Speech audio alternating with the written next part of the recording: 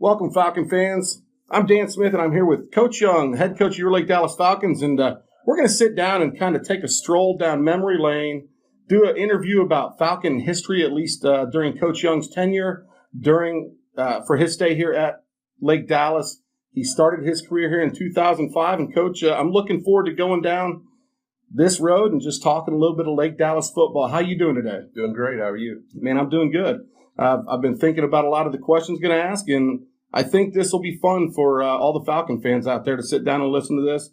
Might hear a lot of names from the past. 12 years. This is your 13th year here, and it's been a really good run. Coach, like I said, 2005, you came on as head coach at Lake Dallas High School. Can you take us through briefly your coaching career that led up to you being hired at Lake Dallas? Well, I started off at Lake Dallas. I graduated college at Friends University in Wichita, Kansas. I played football there. When I graduated or was looking that spring, I was wanting to come back to Texas to coach. At that time, it was pretty hard to find. There wasn't a lot of there was no internet, no websites to look at coaching positions, whatever. I luckily stumbled on some UIL had posted job openings, and I was able to order it. They mailed it to me. One of the positions I saw was a science middle school coaching position at Lake Dallas, and the contact was Rod Southard, who was one of my middle school coaches. His first middle school job was at Gainesville when I was there. So he was a really good friend of me and my family when we left Gainesville. So that was seeing that name I knew that was a pretty good deal. I was able to call him. He pretty much gave me the job after about 10 seconds on the phone and told me to drive down there next week so we could sign papers. So that's how I started. I was here for 1 year at the middle school, 2 years at the high school, left and went to Newman Smith High School for 5 years. But Coach took over there in the summer, right after Todd Dodge had left Newman Smith, and I was there. That was a good group of coaches to be around. I learned a lot of stuff from them in coaching. Those guys a lot of them have done really well. They went on to go to Spring Westfield and turn that program around, which is one of the best in the state now. One of the guys is the head coach there now. His brother left there and went to Houston and now is a position coach at University of Texas, the offensive coordinator that I worked with there. So there's a lot of good guys to work with there. And then there was an opening here at Lake Dallas, a chance to come back, and Coach Ed had taken over as the athletic director, and it seemed like a really good move, and it was a good move for us. Nice. Well, speaking about coming back to Lake Dallas, your wife teaches in the school system here. You have 3 kids, Brett, Gavin, and Ryan. And I believe they've all been born since you've been the head coach here at Lake Dallas. They've grown up in the community. Talk to the folks a little bit about what Lake Dallas means to you, your family. Well, this is all they know, and in coaching, that's a really rare thing. There's a lot of moving around. Unfortunately, that's one of the bad things about coaching. But we've really been blessed here to be able to stay and really like it here. The kids like it here, all their friends. So this is more than just where we work and where we go to school. This is kind of our hometown and the hometown of our boys and all their friends. And a lot of our coaches have been here this entire time, and all their kids too. So we have quite a few kids here in Lake Dallas school system. Even though it's kind of a bigger school, it's still a very small town feel for you, isn't it? Oh, yeah. This is very much like Gainesville, where I was from. It's about the same size, a little bit bigger. It's kind of put in a lot of the big city area around us, but it's still the same kind of atmosphere. All the kids in the school know each other.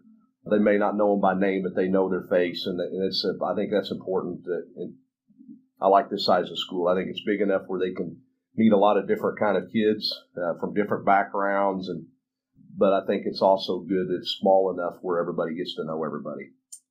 Coach, I'm going to go back to when you came here to Lake Dallas. Usually when a head coach or a manager or anybody coming in a leadership position comes into a place, they're going to have somewhat of a mission statement or a philosophy or basic principles, or call them core values. What were yours when you came in? Are they still the same today? Have they shifted a little bit, or as you've matured, or what would you say those are? Well, I think when we first started here, one of the big things we had to get done was kind of some discipline in the way that our kids worked and played. We thought we had the kids talent-wise, but there was just, we seemed to get a lot of penalties, turn the ball over a lot. There was a lot of, and I don't think winning, I'm not saying it wasn't important, but it wasn't the number one thing. So that was the big thing at the beginning, was to get the kids to buy into the program and disciplining them.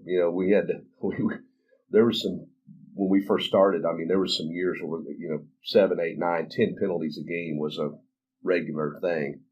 And I'm not talking about just 15-yarders. Really, discipline can be as much about not jumping off sides and holding and different things. So that was kind of the first thing to kind of get discipline, get the kids to understand that winning is what we're trying to do. That's the most important thing, not who gets the ball or how many yards we get, but winning the football games. And then it progressed kind of into once we had some success at finding ways to get over the hump in the playoffs and against good competition. A lot of that was off-season stuff and summer in the weight room. Coach, you talk about winning, and when you took over Lake Dallas, their historical record, when they started this program in 1965 at Lake Dallas, up until the time you took over, they were 197 and 204, 7 games under 500. In your time here, you've gone 97 and 46. Part of that record is a 10 and 10 playoff record, which prior to you coming here, Lake Dallas had made the playoffs 10 times, had never won a playoff game based on what I could find in my research. You've made the playoff 10 out of 12 years, which has got to be something you can kind of say, man, I'm really proud of that. Looking back on some of these teams, and I know I'm kind of boring you with some numbers here, but in 2006, the Falcons go 3 rounds. They're led by Chase Bain, Justin Hill, and Alvin Blackman. I'm going to throw some names out there from the past. 2009, the Falcons make 2 rounds in the playoffs. They're led by James Franklin, Tyler Waller, Tyler McGee. 2011, 3 rounds again, led by quarterback Dalen Williams, Ferrando Joseph, D'Antonio Jordan. 2015, the Falcons' deepest playoff run. You go 5 rounds, state semifinals, led by Dagan Hahn and Keegan Brewer, and a large cast of talented players. When you look back over the years, I talk about these records. You can talk about how proud of you are of these records, but could you identify could you put your finger on the best team you've ever coached here? Oh, that's a good question. We get it a lot of times, and it's really tough to tell. We had, a lot of those were all so different. We've had the second year we were here with Chase and Justin. We didn't throw the ball a lot. We didn't score a lot of points. We had some games where we scored some points against some people that weren't real good, but we are a really good defensive team. That was, we had some really good linebackers, Colby McQuillan. We had some good defensive linemen. So, and then the James's team, the Franklin years, that team was a little bit more balanced offensively. And, of course, James could throw the ball and we were able to pass the ball. That team was probably one of the best, you'd have to say, just because they were good. We were good defensively then, too. It'd be hard to tell. The Dalen Williams years, we were really good offensively. Mm-hmm. And we were as good as anybody throwing the ball that year. I think we threw for over 4,000 yards that year. And I think it was close to 4,000 in the first playoff game. So that's 11 games. I think we threw for almost 4,000 yards and scored a lot of points. Now, we struggled some defensively, especially early that year. We had a hard time stopping. A lot of our offensive numbers were due to the fact that we had to score 45, 50 points to win the game. It'd be hard to tell for those teams to play each other. It would be really difficult. The team that Dagan had, if you look back, if we probably, we had some injuries and some stuff happen up front, especially defensively, and we're a little bit shorthanded. If we would have been a little bit healthier, especially defensively up front, that team was really, really good too. It would be hard to tell. I think you take those four of those best teams and played each other, I think they would be really close games. I don't think anybody would pull away, and they would also be really good football because it would be 4 really totally different kind of teams. Well, I know that was a tough question, kind of put you on the spot, but you're right. It's been fun to watch, and if you like offensive football, all 4 of those teams we've mentioned, man, they could put it on the scoreboard pretty quick. Going along the same lines of the success here at Lake Dallas, you didn't do it all. Players didn't do it all. You've had a lot of help from your coaches. And when I look at the Lake Dallas coaching staff, the one word that comes to mind for me is continuity. Right. Coach Males, Coach Dennis, Coach Sander, Coach Smith, Coach Davis, I believe they've all been here at least 10 years or more. And then you drop down to the next level, Young and Coach Cosper, Cowart, Cord Smith, I think have all been here for around 5 years. Right. And even Coach Hayes and Coach Howard, this is their second year here in the program. So I want to give you a little bit of time to talk about, the importance of your coaching staff and the comfortableness of working together. Well, they're the people that make this whole thing work. It's so important to have the continuity like you have and have them here. When you're having to change offensively and defensively your styles and terminology and things year after year, it can be really difficult. Coach Sander left for a while to be a defense coordinator and came back. Coach Males has had his chances for some jobs to take, but they weren't. He didn't think they were as good as what he had here. He really likes it here too, and his family. So it's a great place to work. The administration is a big part of that too. But I think it's the kid that we really have good kids here. Everybody, you can have some knuckleheads every once in a while. They're teenage boys. But I think as much as we enjoy coaching these guys is a big part of the reason why these guys stay here and really like to be here.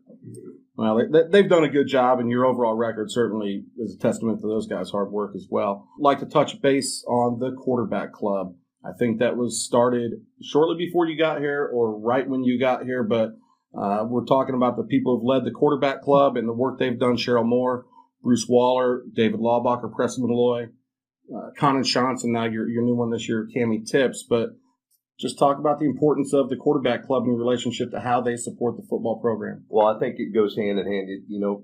To be consistently good, you have to have a good football program, not good teams. And part of the program, a big part of the program was going to be the quarterback club. I think it started 2 years before I got here. It was still growing, and we've learned a lot of things. We made our mistakes, but we've learned from those. I think we get better every year. It gets harder to raise money every year. Then some years are really difficult. We wanted our kids to have, we're expecting them to work year round at this and lift weights and do all the stuff they sacrifice. We want to have good uniforms to wear, a nice program. Those things I think are important for people to come in and see. That program is a lot of work. It doesn't make money. Yeah. There's years past that loses money.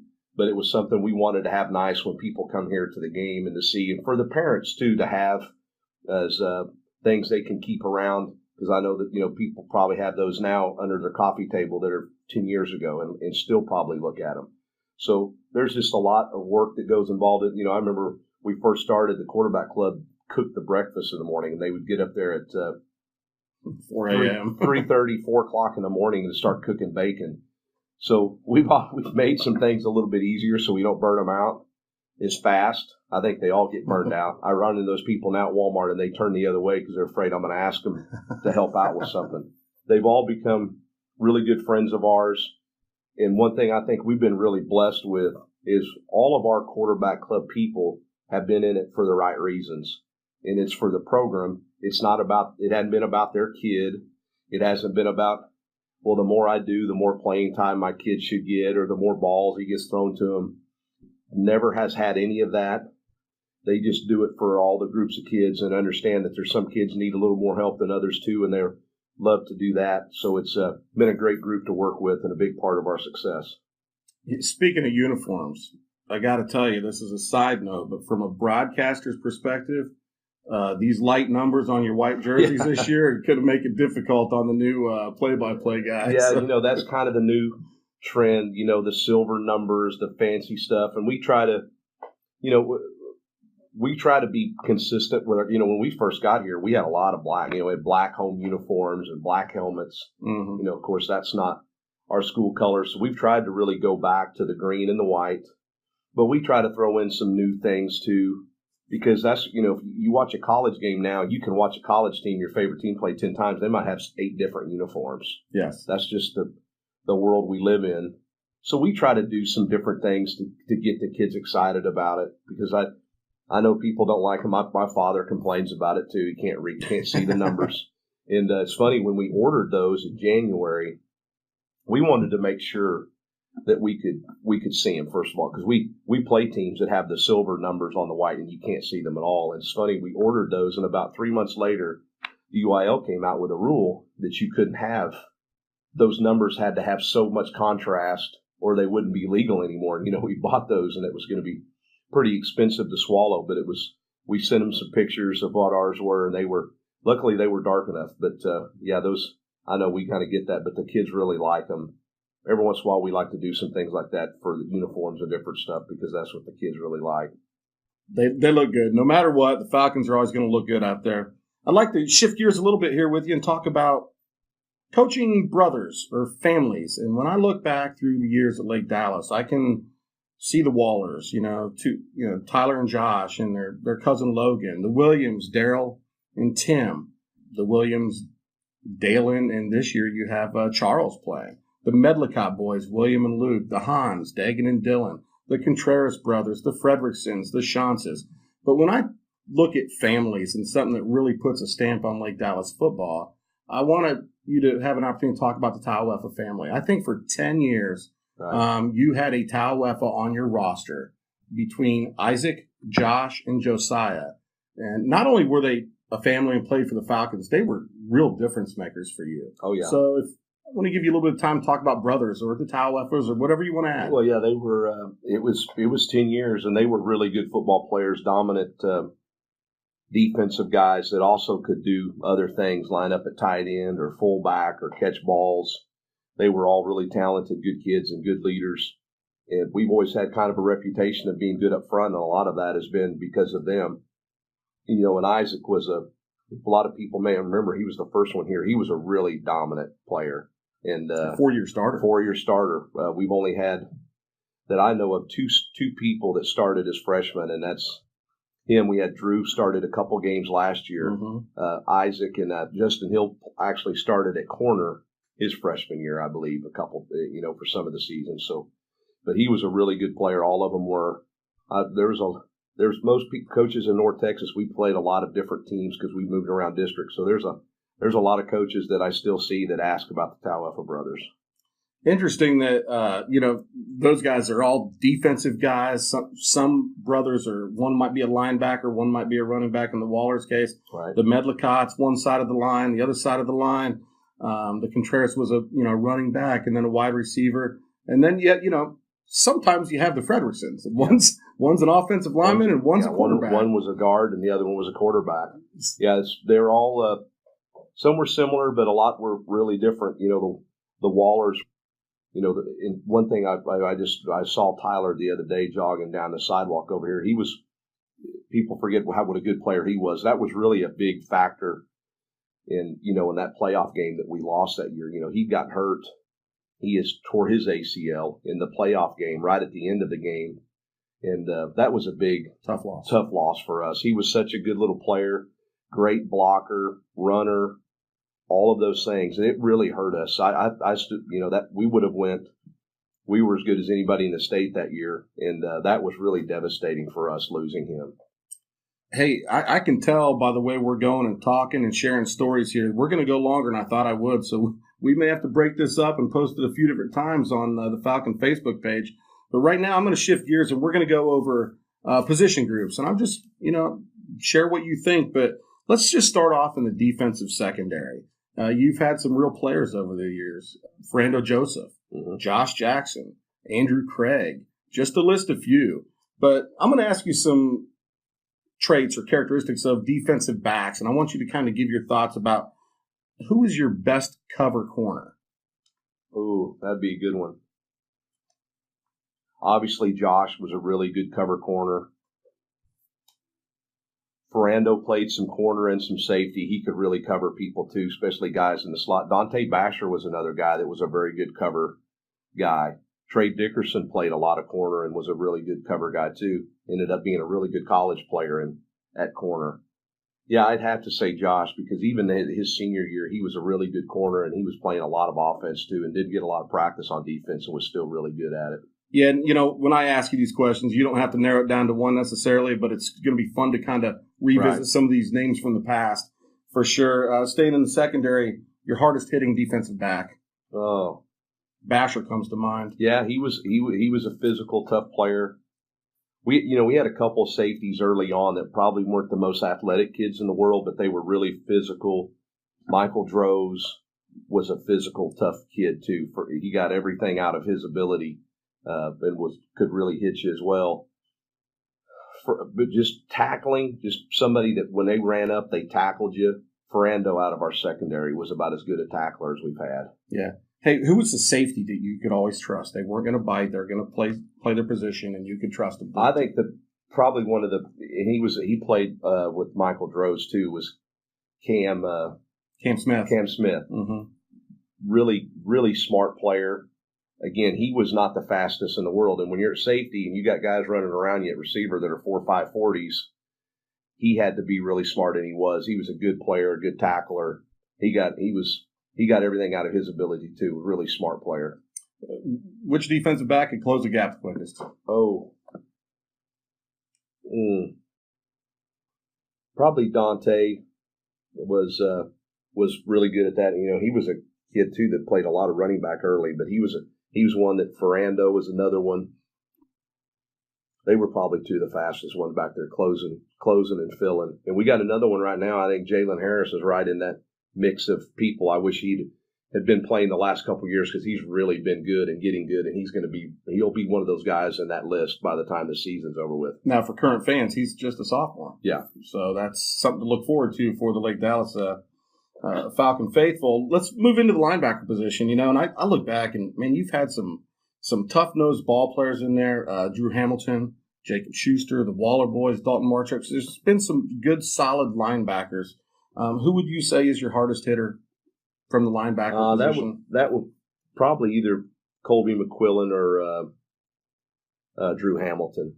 Those were both really big physical guys that could run and tackle. They were both really good, big inside guys. But we've had a lot of good ones, and Schuster had probably as good a year or better than anybody we've ever had at linebacker last year. He had a couple games with tackles in the 20s. Yeah, he was amazing. He made a lot of tackles. Yeah, so when I was going through this, I'm thinking, who do you want to fill a hole? If you got to have somebody meet a back at the line of scrimmage, probably some of those same names you just mentioned. Yeah, those same guys. But we've had a lot of good linebackers, but those guys were all good ones. So other things, other attributes of linebackers, outside guys, they got to be able to tackle in space. Oh, yeah.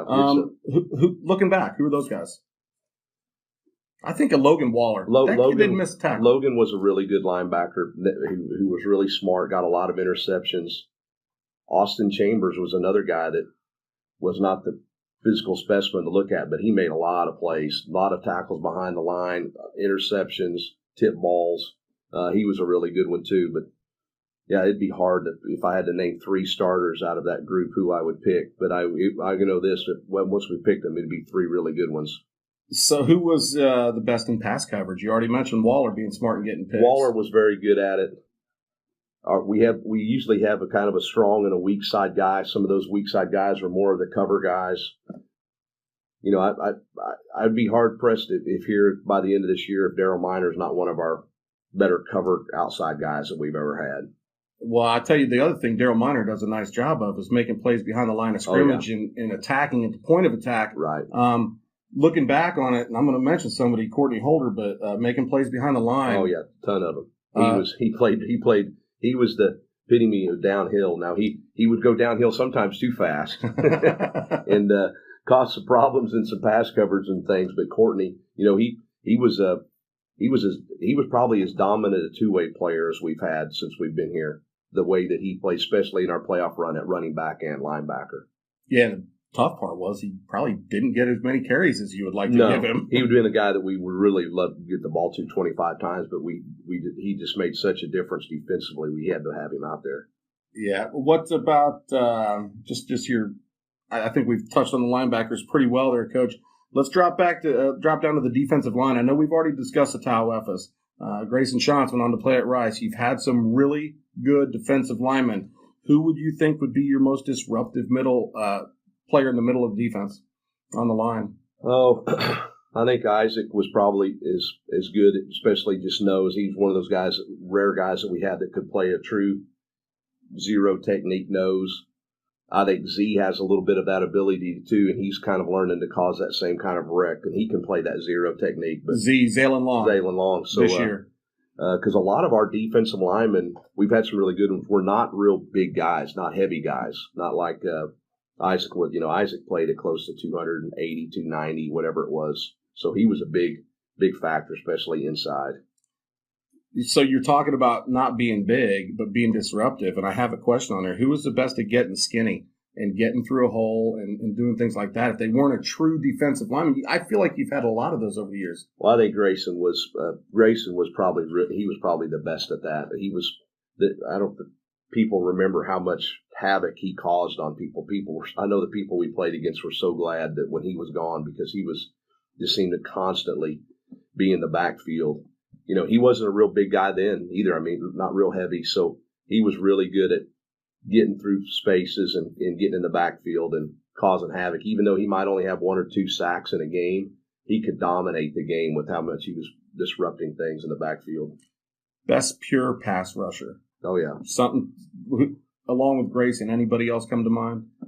Grayson was I'll tell you another one that was very good was Victor Drayton was really good at, and he was kind of played interior most of his time, and he probably was 190, 200 pounds, but he was a really good pass rusher.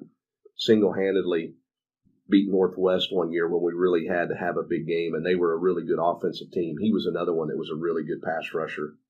Now, there's a lot. We've had a lot of people that could get after the quarterback, but those were two or three of the really good ones. Of course, Josh and Josiah both were really good at it. It's funny. There's a story out there that when Isaac was young and just getting started, the announcer, the public address announcer, continued to not pronounce his name right. Yeah, that was Randall Caldwell, who was a coach on our staff at the time, and he was, we usually do the clock and the announcing, and Randall was up doing the announcing for that game that night. Now he's a principal over here at Corinth Elementary, but he was the one that was butchering the name when Mama come up there and told him that he was saying it wrong. So Chloe goes up in the press box and says, "It's Tao F." Tao F, and you get ready to say it all night long, or something to that effect. Yeah, she was right. Oh yeah, she was right. No doubt about it. I think that's a funny story from Lake Dallas Pass.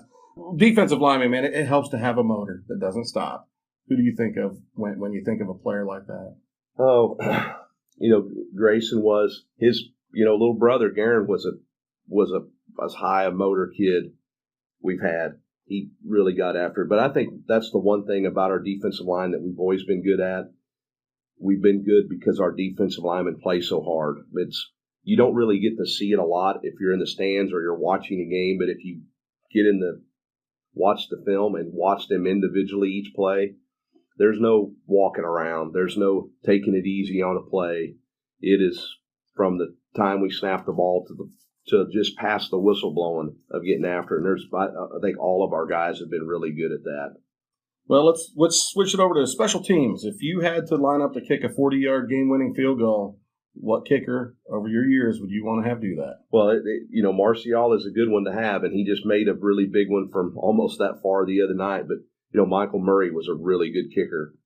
Seems like all of our kickers, we've had some really good ones. All of them were about the same, too. They were all big-time soccer kids that we had to talk into kind of coming out and twisting their arm. And it's funny, what success Michael had, and then he went off to play college soccer. Yeah, and awesome. And I think, Marcial's going to have a chance maybe to kick, too, because he's such a good punter and kicker. And we've had some good ones, and they seemed like they were in that same line, soccer players. Well, here's an underappreciated position, but somebody's got to get the holder of the ball. That's the deep snapper on those special teams. Looking back, who was your most consistent guy? Lively was a really good snapper. Colton Lively? Yeah, Colton was a really good one. And you're right, it's such an important thing. We've had some struggles with it this year, and it's really hurt us because Charles is really good at it, but he's been banged up, and then when he goes out, you see the difference that it makes. And a lot of PATs and field goals that are missed, a lot of times you can go back to the snap not being very good. So that is a very important thing, and Colton was very good at it. Sure. Best punter in Lake Dallas for your time. Everyone had their own little styles, it seemed to me. Yeah, we had Keegan Brewer used to do the rugby style. Keegan was a very good rugby kicker. He could really do the rugby. It's funny, he couldn't hardly do it straight ahead at all very good. I remember Austin Chambers was a really good punter our first few years here. Ben Williamson was a very good punter. Yep. Now, Ben would kick some 50 yards, and then every once in a while may kick one 5. It's like my golf game. Or take off and run on a 4th and 15 because he thought he'd get the first down. Did he get it? No. No. But Ben had a really good leg and could really kick it. Trying to think of our second kicker. We had Brandon Womack was a really good punter. he actually went on to play college football at William and Jewell, had a good career, and got a tryout this summer for a Canadian League team. So, oh, really? And Brandon was another one of those guys that we begged and pleaded in the cafeteria 3 or 4 times during lunch to come out and try playing football. And it's been about the only thing he's done for 9 years now. Nice. Well, that's pretty cool. Hey, your most electric return, man. You got to kick off. Who's going to make the crowd rise? Well, Josh probably had the most returns that we've had. I don't know if he had too many kickoff returns. I know punt returns. He had several that were really big and helped us win games. But so he was probably the best at it, and obviously good at it. He's doing it now for Iowa. I saw the other day, so he's returning a lot of their kicks too. But he was a really good punt returner and kick returner. Let me throw another one out there, and this guy was plagued by injuries his senior year. But Roman Mitchell, class of 2013. Yeah, Roman was really good at that too. He had just some really bad injury stuff that happened. His elbow, he dislocated, and it was really he kind of really limited him to a lot of being football to be in defense, because he would have really been, like you said, a great returner and offensive guy too if he wouldn't have injured his elbow. He'd done it a couple times while he was in high school. Hey, let's jump into the big uglies, the meat locker, as Tracy Cade used to call them, the offensive lineman. Starts with the center. Who's the center that you could always count on? Well, that's, probably besides quarterback, if you're going to, the next thing you could do if you could pick to start your team would probably be center. It's such an important position, and we've always put really good people there. And usually when they're a sophomore, we put them there. So we can have that kind of like we have with Kellen now. We're going to have a really good center for the next 2 years and not have to worry about it after, he's just a sophomore now. But, Freeman was a good center. Seemed like we've only had about 3 or 4 centers ever, because they've all played for 3 or 4 years. Williamson. Chase Stanley seemed like he played for 5 years. I'm thinking I'm missing one more. I'm getting bad with names. Micah Maybe was his I believe his senior year was the year before I started. I think there's one more I'm missing. I can't remember. I'll think of it here in just a second. But as I said, we've had like 5 centers here since I've been here. Yeah, and I'm sorry, this is putting you on the spot to recall a lot of names, but it's kind of fun. And I'm bad at remembering names too. I can walk up to these kids here now, I look at their face, I say their name every day, and then all of a sudden one morning I can't even hardly say it. Well, I'm certainly having fun with this interview, and hopefully, the Falcon fans kind of like this stroll down memory lane. I keep calling it that, but that's kind of what it is. We're going to shift over to the wide receivers. Actually, you know what? I steered out of the offensive lineman too quick. If you talk about a road grader, and I know you run more of a passing offense, but certainly there's good people to run behind. And over your years, who do you want to send that back behind?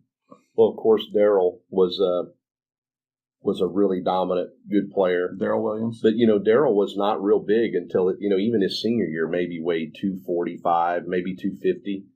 He was a really good player and kind of changed the way that we played offense, because he was such a physical, tough kid, and went against some really good people. His senior year, when we played Ryder and Geyer and Denton Ryan, they had some dominant people, and he dominated those guys. So probably definitely be Darrell. But we've had a lot of really good offensive linemen here that have been a big part of our offensive success. I think a lot of people that you ask in the coaching circles around here, they'll always tell you that we always seem to have big offensive linemen that can play and get after you. By the way, Jordan Brazell was out. Jordan Brazell, I know. I could see his face, and his mom Becky was one of the best people in the world too on our quarterback club. Yep, Jordan was our other one. I was looking at that line, thinking about it while you were talking, and you had Brazell and Austin Berner and Bradley Chapman and Jason Litt and Darrell Williams. I believe that was your 5 starters right there, man. That was a solid offensive line. They were a good group, and they were a good mix of kids, and they were all fairly athletic where we could throw the ball, but they were physical too where we could run the ball, so we were able to really be good at both. Best pure pass blocker. Obviously, I think it stops and starts with Darrell Williams. Yeah, Darrell. Yeah, I mean, I don't think he gave up a sack in his last couple of years here, but we've had some good ones. Austin Berner was a very good pass protector too. Gavin Carr was a really good offensive lineman. He wasn't as big and athletic as Darrell, but probably as hard a worker and nasty, get after it offensive lineman as we've had. It's fun to talk about those big guys that don't get the recognition, but we're going to move over to the wide receivers. And, man, you've had some talent.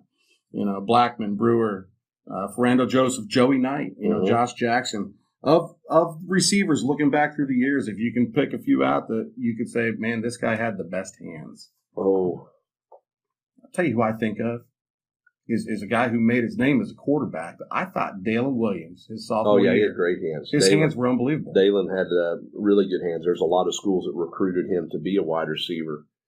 Marcus Drayton was another guy that had really good hands. He was one of those guys that had big old soft hands. It was fun at practice just to watch him catch balls because when the balls got there, no matter how hard they were coming in or whatever, you never heard a sound. He had really good hands. Josh Tauefa probably had as good a Josiah had as good a hands. Yeah, really right. Good soft hands. He was another one that could catch balls easy, had really soft hands. But we've had some good ones, though. Tyler Waller was another guy. He had the tiniest hands in the world, but had great hands at catching the ball. I'll tell you who's got good hands out of the backfield right now is Kylie Smith. Yeah, he made a catch yesterday in practice that was about as good.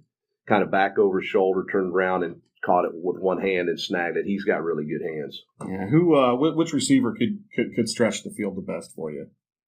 Probably the catching the most deep balls. I know Josh caught a lot, but I can't imagine anybody that caught more deep balls than Alvin did. That's what I was thinking of. His senior year, he probably had, 10. I would say at least 10 balls of over 50 or 60 yards his senior year.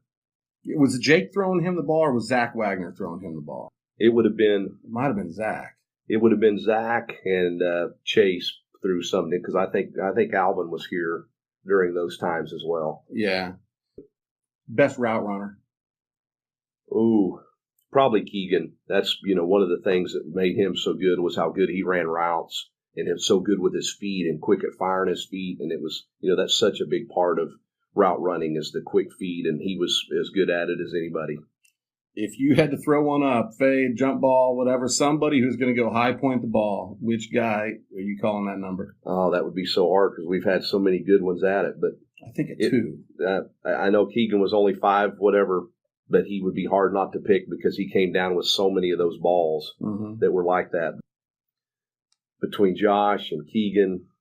Let me run another one. Joey Knight. Yeah, Joey Knight was the same way. He caught a lot of balls too, a lot of deep ones, and he was a big kid and tall. He was another one too. It'd be hard to pick one to throw a fade in the corner of the end zone. Those guys were all really good at it. Yeah, exactly. Who's your toughest receiver going over the middle? One that can take a pop. I know Brewer. Yeah, Brewer was, of course, he was fearless about that. That would be a hard one too. I don't know if we've ever had anybody that I was worried that I knew was scared about dropping a ball for sure. It'd be a hard one to think of. Tyler was another one too that caught a lot of balls over the middle of the field. Tyler Waller? Yeah. You know somebody else we haven't really discussed, Tyler McGee. He was a fine wide receiver for you. Yeah, he's a very, very good one to pick because he caught a lot of balls between the hashes and made a living in that area and was. Yeah, he would be a really good one at that. And was also a guy to kind of stretch the field. I think he was 1,000+ guy his senior year. Yeah, very close to it. Hey, we're going to jump into the running backs. I know that this is getting lengthy, but I'm certainly enjoying it. You've had some good ones there. Justin Hill had 2,000-yard seasons. D'Antonio Jordan, Tyler Waller. We talked about Courtney Holder, but if you need 1 yard, who are you going to give that ball to? Ooh.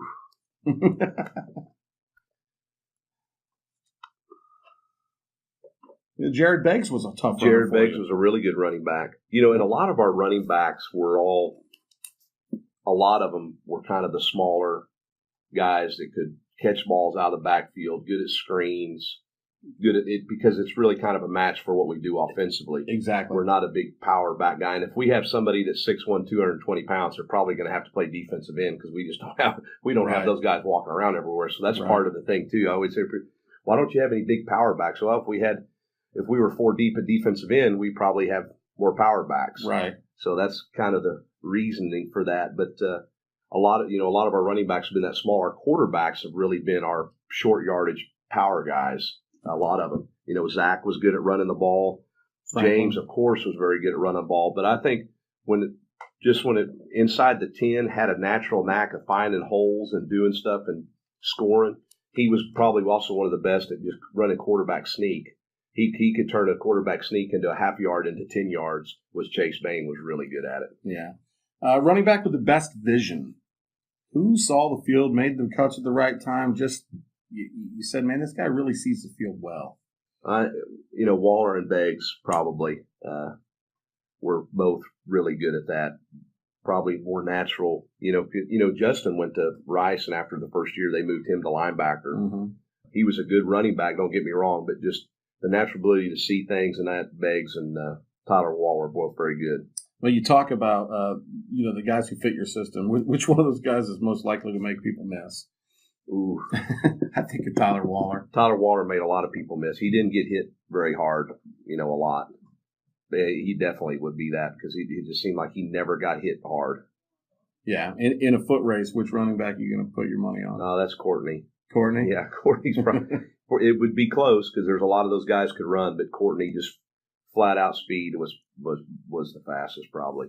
Well, we're going to go to the position that obviously everybody talks about. Saved it for last, the quarterback position. And you've been blessed here at Lake Dallas. You've had some really good ones. We talked about Bain and James Franklin and Dalen Williams, Dagan Hahn, Frederson, Wagner. There's been some Marshall Domini's good quarterback for you. Yep. But who would you say out of these guys is your most accurate passer? This is going to be a tough one for you. I mean, these questions. Yeah, accurate passer. Probably Dalen was about putting the ball on the spot. Was probably him and Dagan would be right there close to each other. But Dalen was a really good quarterback at putting the ball on the spot. Anybody that you felt threw the best deep ball? I think that's a good one. They were all pretty good at that. But I think Dagan had a really good knack of that. And one thing to understand about throwing the deep ball is like we tell our quarterback, we don't want you to overthrow a deep ball. If we're throwing the ball to somebody, and Dagan understood that, let them go catch the ball. Right. So he was really good at not overthrowing those balls. He was good about putting it in a spot where the receiver could go up and make the play on it if we were in single coverage. And I know these are hard questions to answer, but man, if you needed a touchdown in the last 2 minutes of a game, is there one guy? I mean, this is tough for you to answer these questions. I get it, but what quarterback are you going with? Right there? That would be impossible because that's the one thing we've been really blessed with is such good quarterback, and also they're so good under pressure and in the last minutes of the game. They've all won lots of games. You mentioned Marshall. Marshall was quarterback for 1 year because he played receiver. He won a lot of big games at the end of games, and we went 2 rounds deep that year. Yep. For not a fluke at the end of the game, kind of what happened to us against Frisco Centennial happened to us. We would have been Waco game. We would have went to the next round and probably won the next game because I think Waco went on to win a couple more playoff games. So that'd be hard because all of them. Chase won several games. Down the stretch, Dagan won a whole bunch. You'd hard to pick against him because he just won so many games when things were, on the line, especially in big situation, playoff games especially. Well, that was certainly fun talking about these players at their positions. I'm going to continue to move on. And again, I know this is lengthy, but I hope everybody's enjoying it. Certainly appreciate your time. Coach, looking back over the years, what's your most memorable game? I know that's tough, but can you put your finger on one? Well, I think, we talk about this probably a lot, the coaches, of course, the Lone Star game was what everybody remembers, and that was a great game. To me, my favorite probably that year was actually the Everman game because of what they had done to us in the history in the playoffs. It was really bad. The couple games I think there was one that was 80-0. 78-0. There you go, 78. I think we played them the next year. It was 56 something. Yeah, 51-3 or something like that. So there had been some really bad defeats. And then the year we should have beat them, we had to play them at Pennington, James' senior year, and it was icy and cold and windy. And I think we played them 10 times. We would have beat them 9, but that was one of those nights. So that was a great game to play at Texas Stadium. And to beat them was a really big one. But to me, I always say my favorite was probably our first year, either the Northwest game or the McKinney game, because we had such a hard start to the season. I think we played Northwest here on homecoming. They were a powerhouse. I think, were 5th or 6th in the poll, in the DFW poll that year. They had scored 50 or 60 points in almost every game the last 3 or 4 weeks before we played them. We had lost twice to 2 teams that had been demolished by them. So we had to win that game to kind of get back in it, and that was a really big game. It, wasn't anything super flashy. I think we won by 14 points or something like that, but it was such a really good win. That one and the McKinney game at the end of that season, McKinney was a really big favorite over us that year and was, kind of people thought they had a chance to do a big playoff game. We had to win that game. And then I think Little Elm had to beat Frisco by a certain number of points. It wasn't likely that they were even going to win that game. We were big underdogs in our game, and that was one that I really remember because we were down, I think, 10 at halftime. It didn't look in 10 points then. That wasn't in a 40 to 50 game. We were down 10 in a game that was probably going to be 114 to 10. Yeah. It was a really low-scoring game. And we were able to come back and win. It was kind of crazy at the end, and I remember Coach Head getting a call from Coach Kirkendall, who was the AD at Frisco, right when we're down in the last ball. They had won 2 and covered the points, and we go from really no chance of getting in the playoffs to all of a sudden we're going to the playoffs, it seemed like all in about 30 seconds. So that was a really good one. So my next question was going to be your most memorable comeback game, and so you're talking about that one, but I can think of a few other ones you might want to mention. Oh yeah, there's I know somebody mentioned the Red Oak game. You mentioned it the other day in that radio thing I heard you talk about. Now that's one I don't like. Now it was a great comeback, but I remember how furious I was because we played so bad the first quarter. Offensively, true. I think we had maybe two. We had a couple picks. I think one was probably a pick 6. Now they were good, and we gave up a couple long touchdowns. It was just really bad. I'm not sure they didn't have a kickoff return for a touchdown. Yeah, that was an amazing comeback. So just for anybody listening, we were down 28-0 in the first half. Yeah. And by halftime, the Falcons have a 36-28 lead, and Dalen Williams leading that charge. But that was just a wild game. We ended up winning it, I think, 50-42. Yeah, 28 points. It was down 28-0 in the first quarter. Yeah, it was about like Lone Star. Yeah, you get those kind of games, you start doing the math in your head, 110-0. That's what you do as a coach. You start figuring if we keep at this rate, this could be 100-0. And I was doing that at the first quarter, much like the Lone Star game. So I'm going to steer you into one more. At the end of last year, your team knew they were out of the playoffs, didn't have anything to play for postseason. They're down 21-3 at halftime, and they come back and beat the district champs Prosper. I think it was 28-24 by the end of the game, and I thought that spoke of volumes for your team. Well, that's those games are important because they show that the kids, regardless of how things go through this year, because you're going to have some years you just don't have it. That's just part of the game. You may not have the horses to win the games to do it.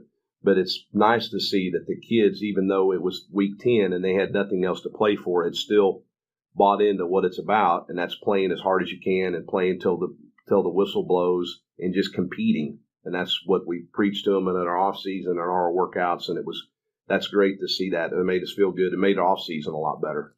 Yeah. Hey, what about the worst weather game? I think you mentioned was it that Northwest game you were talking about earlier? There was a lot of it, but by far the El Paso East Lake game. That was a total nightmare. I don't know if you could get any colder than that.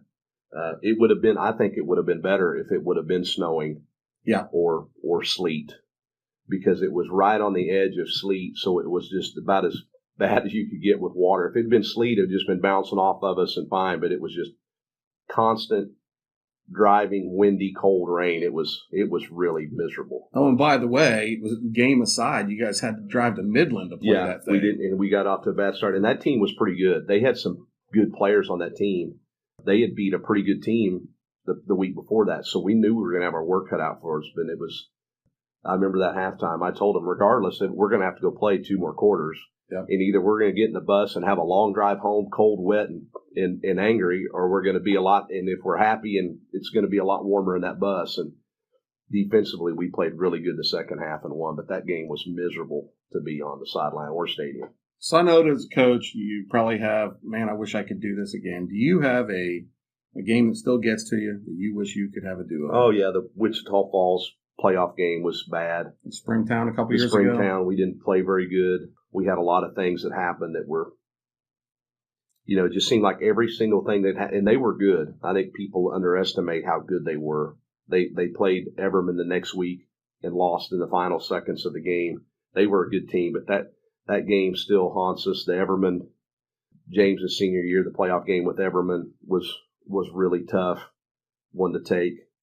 The tough one I remember, we went to Sweetwater, the Mustang Bowl. Oh, yeah. And we lost, I think, Canyon 10-6. Yeah, it was terrible. That was one of those two. It was really windy, weird night, weird stadium. It was just that had as many bad things that could happen in a game. They went for it on fourth down, I think 6 or 7 times, and made every single one of them. We never could get the ball, and that was one of those games. We probably played them 20 times, and we win 19 of them. That's what I thought. It was. Yeah, that was a really tough one and a long drive home.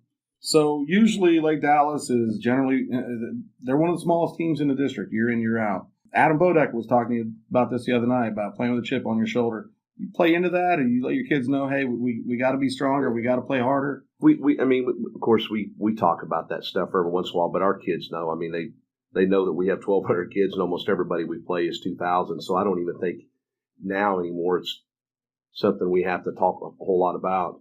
But I think it is a big deal. I think coaches will be the first to tell you that numbers are so important. But it is. We kind of use that some. That's part of our chip, I guess. But I think one thing that we always pride ourselves on is just being a tough team, and that's something our kids always buy into every year. After coaching a lot of these guys, you get to wake up some Saturdays and watch them playing on TV. You referenced Josh Jackson at Iowa. Grayson Shantz went to Rice. Colton Lively, you talked about him. He's playing at Pitt. John Laubacher, finishing his last year at Henderson State over there, and he's had success as an offensive lineman. The prolific college careers of James Franklin at Missouri. He entered the Big 12 and ended up playing in the SEC. He's now playing in the CFL with the Edmonton Eskimos. Dale Williams went to the Ivy League at Dartmouth and just set records, and he had a very storied career. But how does it feel when you can watch TV on Saturday and hear the stories and they come back and talk? It's great to see. We playing college football, is such a different thing. I know that it takes a lot of work to get to those guys to get to that point. It's very difficult. So it's really proud to see them. And it takes a really love for the game. You better love football if you're going to play in the college, because it's a whole different thing of your time. So it's great to see those guys have success. And we've had some guys that I think could have played college, but really didn't want to. They had a great love for the game and finished in high school and were happy with it. So I see a lot of those guys too. But I would think you'd ask a lot of those guys about what was some of their funnest memories of playing football. A lot of them would probably mention some of their high school games and teams. And I didn't even mention, on Sundays we can turn on the TV right now and watch Darrell Williams starting at offensive tackle for the Carolina Panthers. How cool is it? You got to coach a kid that played in the Super Bowl, win or lose. Yeah, that's really cool. It's and Darrell's such a great kid. I remember when he was a freshman, we had to talk him, and he thought he was a basketball player. He was 6 at the time. Was maybe 6, we thought he was going to be 6'4", 6'5", kind of what he is now. And I told him, I said, "There's not any 6'5" post players in the NBA. Yeah, you got to be a guard. Yeah. And I've seen you dribble. You're not a guard." But such a great story because he was so skinny. I remember a lot of the colleges didn't want him. They didn't think he was going to be able to gain enough weight. And after a year at OU, he was on a diet. So, yeah, he's a great kid and good story. Well, it's got to be fun for you to look back and see these guys. I've talked about it, and we're winding this thing down. But you play it pretty cool most of the time. Occasionally, you get animated. I don't see you going too crazy, but when you do, I can tell you from my perspective watching you, it's always about the safety of a player. When teams are out there chop blocking you or whatever, that seems to be the time that you get the most upset. Would you agree with that? And would you also, talking about referees, do you have any good referee stories where you've had some conversations on the sideline? Well, that's one thing that gets me. There's a few things that really make me. That's one. When I think when something's going on that affects the safety of our kids, surely is probably the first way to really make me angry. I think the second one our kids will tell you is if we're just not playing hard. Mistakes. We've all been doing this long enough. We can sit in here. They're going to make mistakes. You watch college or NFL games this weekend, you're going to see some of the same boneheaded stuff that you see in high school. Them getting delayed games, or somebody sticking the ball up in the air when they cross the goal line and getting a penalty. Yeah. Just you're going to see the same thing. So really it's just the playing hard officials. We've been lucky. I think we've always had some pretty good officials. There's not a lot of games where I could look back and say, officials cost us that game. Mm-hmm. There's some games where we've had some questionable stuff happen, but I really, there's none that I just come to my mind. Well, if the officials wouldn't have done this to us that week, we would have won. I think any game that we've lost, we could have won the game if it was close, if we would have just done some stuff different. But officials have all been pretty good. I've gotten, I don't know, several 50. Probably the maddest I ever got was an official was at the first, I think the first Denton Ryan game. We were down and we returned a kick to about their 5-yard line, and they called a block on us behind the play, which was meant that we didn't have to do it, but we had a kid that was running down the field, and their kid came actually up and kind of tackled our kid, made it look like we came and blocked him.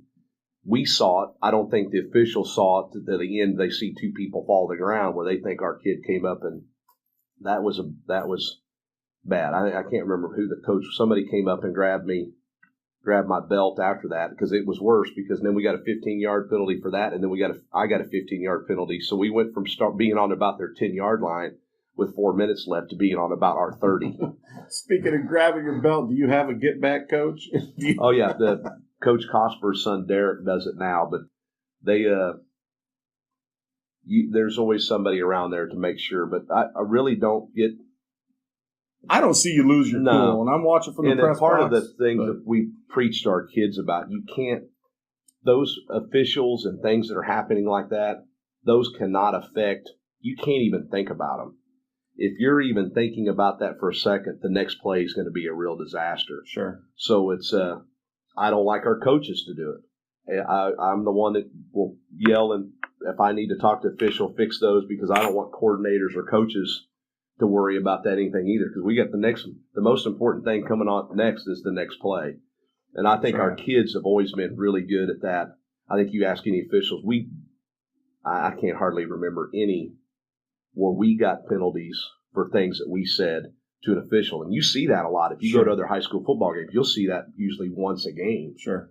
I don't think we've ever had that, or knock on wood, we ever will, because it's just something that doesn't make sense to do. I mean, the call's made. They're not going to change it. One thing you got to remember, too, you're going to have ladies officials again. Every week we go to a game, I see officials that we've had at other games. They bring up things, and a lot of times they'll apologize. Say, I remember 3 years ago at this game, I did that. I got to see the film. I was wrong. So they want to get it right, too. I think if you have a good relationship with them like we do, I think it helps you a lot more than it hurts you, because obviously they feel bad if they do something wrong. Yeah. If they look at at one later. back. Yeah. If they don't like you, they may not feel the same way about it if they look at it later. Exactly.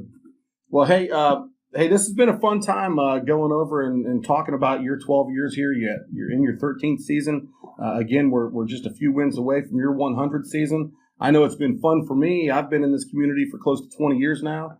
I run the chains when we used to play at the old field over there on Hunley Drive. Been with the Quarterback Club broadcast team, but it's certainly been fun to watch you operate and bring a certain level of stability and also a lot of success here to Lake Dallas. So, Coach, we appreciate you taking this time to go down memory lane with us here, and look forward to many more Falcon victories. All right. Thanks a lot, Dan, for all you do.